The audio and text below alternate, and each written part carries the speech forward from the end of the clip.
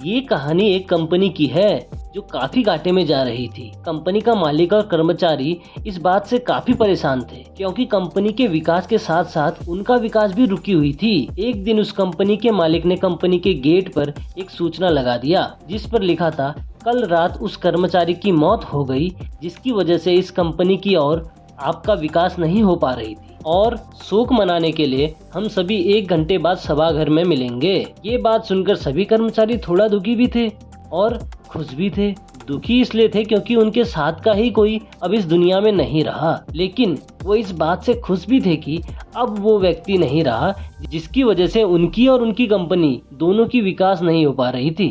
और हर कर्मचारी यह भी देखना चाहता था कि आखिर वह व्यक्ति कौन था। 1 घंटे बाद सभी कर्मचारी सभागार में पहुंच गए।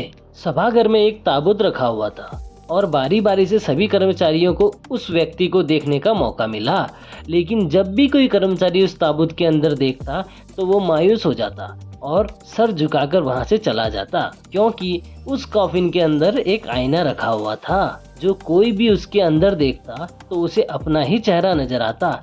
उस ताबूत में खुद को देखकर कर्मचारी ये बात समझ गए कि कंपनी की विकास किसी और की नहीं बल्कि उन्हीं लोगों की वजह से कम हो रही है जो उस कंपनी में काम करते थे। तो इस कहानी से आपको क्या सीखने को मिला दोस्तों, ये बताना कमेंट में।